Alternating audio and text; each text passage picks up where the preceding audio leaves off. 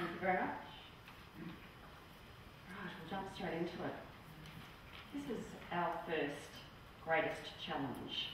I come from the agricultural sector, which is probably the oldest profession along with prostitution in the world. One of the noblest professions, we think, producing food and fibre for the Australian and international community. But this, drought, dryness, climate change, is our greatest hurdle, both immediate and long term. Terminology has recently moved to dryness rather than drought because there's a feeling that it's something that we have to live with. For us in rural Australia, drought means that there's light at the end of the tunnel. Dryness and climate change means that light's quite hard to see. So as a coping mechanism, we prefer to think that it's drought. This is a view of a pretty regular event during drought and dry periods as an old empty water channel that you can see in a single tree that you can just see. Drought and climate change are threatening our viability, the resilience and capacity of our community to respond and adapt to whatever seasonal issues and community challenges are thrown at us. We've undertaken some research called Critical Breaking Point that interviewed 60 farm families through the region. And that research was pointing out that these events of drought and dryness fracture our community. People start social surveillance and observing and judging how everyone's coping and spending their money and spending their time. There's an increasing number of people on antidepressants and dealing with stress and health and anxiety issues. There's a greater number of women in the farm business that are working off-farm to try and have some regular cash flow into the business. And increasingly, farms are investing off-farm into shares and other things besides the farm business, thereby weakening the strength of our farm businesses to respond when rain does return. There's fewer farms, there's people encouraged to leave and feeling like they have to leave, which means we've actually got less community to make us feel like staying around in the first place. And it has an enormous impact on volunteer roles. So when you're feeling pressured within the farm business and financial sector, you're feeling pressured within the family to keep things together, then you don't feel like going and being secretary of your local sporting club or going and doing the regular check of the truck at CFA.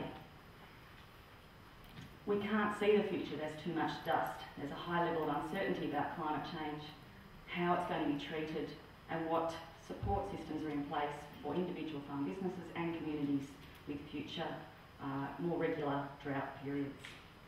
And the talk about drought preparedness, how do you prepare for extreme events?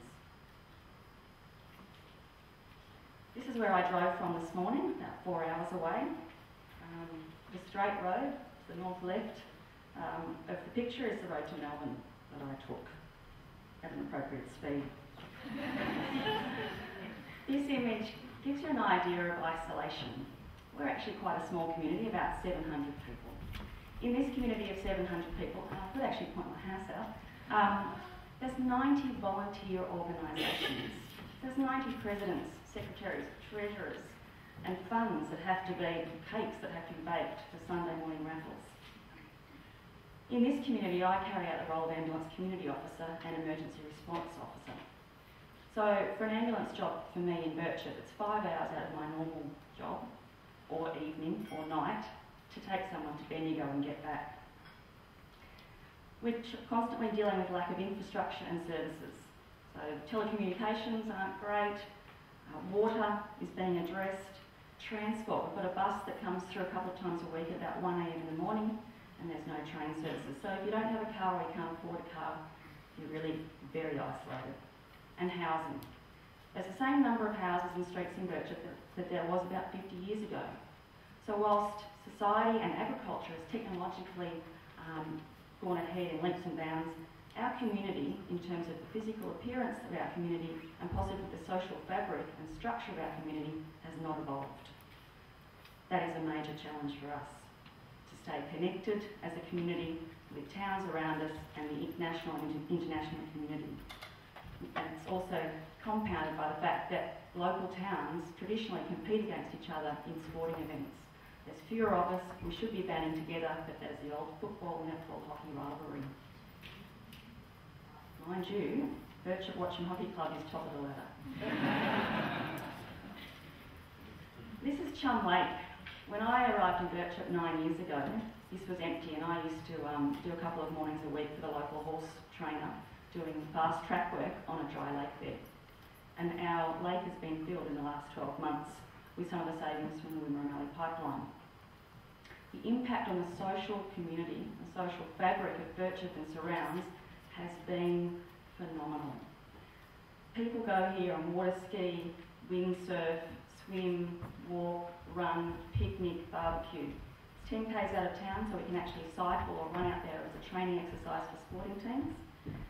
Then you've got to run back. But the challenge is, how do we keep this full? It was a once-off donation of water. The community now has to maintain this facility and raise enough money through the year to ensure that we can purchase water going forward to keep this recreational lake full. There's another volunteer committee and more money to raise, and potentially facing another loss of something that we've come to value again. Critical Breaking Point social research said that people during drought and after 10 years of below average rainfall in northwest Victoria were really struggling to spend money on going away on holidays and getting out of town for time off farm and time outside of your local patch. This means that we've had a local spot to go to, it's not a high amount of travel, and you're still interacting with people that you know and family members in the local area. Interestingly enough, we had phenomenal bookings for the limited number of caravan spots at Christmas from far and wide afield, much to our surprise. But an opportunity, despite these challenges, is that we've got farmer-driven innovation. We haven't been beaten down enough that we can't still get together and think of positive ways to overcome the challenges facing us. Organisations like the Birchip Cropping Group have evolved beyond what we were originally there for, which was just to fill a research gap that wasn't being serviced by government. We now have 5 platforms of agronomic farming systems research, communication, making conservation pay, climate risk management and social and community development. So we've evolved with the times to try and address the issues. And it's about successful partnerships between farmers, researchers and industry to deliver things that we want, with the rigour that scientists can bring in, the relevance of our own local issues and building relationships so that we know we're not doing it alone. We've been able to maintain production despite about a 30% decline in rainfall in the region. So we are still producing food and fibre, essential elements in survival. We've improved practices, decreased erosion, so that dust storms that hit Melbourne in the 80s are now very few and far between. They seem to be more local events. A positive has been getting people to talk and share concerns, share success and failures. Some of our most successful events are the stuff up tours, where we go around and look at what hasn't worked and really try and understand what didn't work and how we can avoid that in the future. We're creating our own community of knowledge, but it's not isolated to that image of Birchip or northwest Victoria. Luckily, we've got a community of knowledge that spans the globe. And these kinds of field days service 50% of our population that in times of stress and drought are seeking technical solutions, information. They don't want to just talk about it and have a barbecue. Another opportunity is young people. Now, we recognise that there's fewer of us across the region and there's more space between us.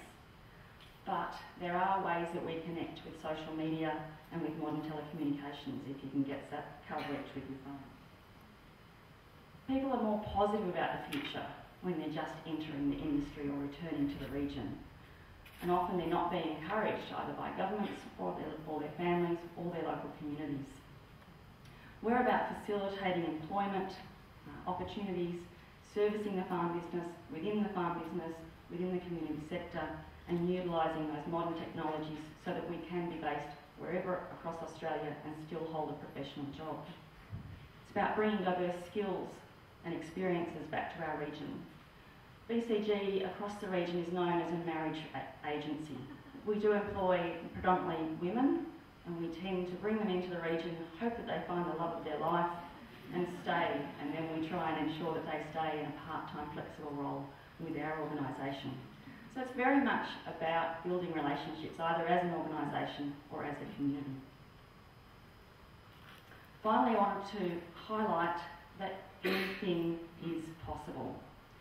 We've had 10 years of pretty ordinary seasonal conditions. But Birchip has just held its 3rd annual quarter horse races in the dust. In the region we hold an annual barley banquet, a mallee rally, which when it rains is fantastic. We created a Birchip play when it was really dry because we needed to put our energy and time into something in particular. And we have an annual hang gliding competition. These are things that we've created because we know that we have to create our own social opportunities and our own ways to engage with each other and share challenges and share opportunities. It does put pressure on the volunteers, but it's the volunteers that are making things happen, thinking differently in order to get things done and to get through tough times. Very little government support or structured, formalised support is available. It's what our community does in getting together and demonstrates resilience and a willingness to make a great big party even in a bowl of dust. It reflects the depth of the human spirit and it continues to astound me after 9 years. These kinds of events are what service the other 50% of our population that don't just want a technical solution to the challenges to farming or their business or their life. They're wanting the opportunity to engage and have a great time and to share with people at a whole different level. It also brings other dollars into town and gives us something to reflect on and know that we can have great times despite the first image that I put up of drought and climate change. Thank you.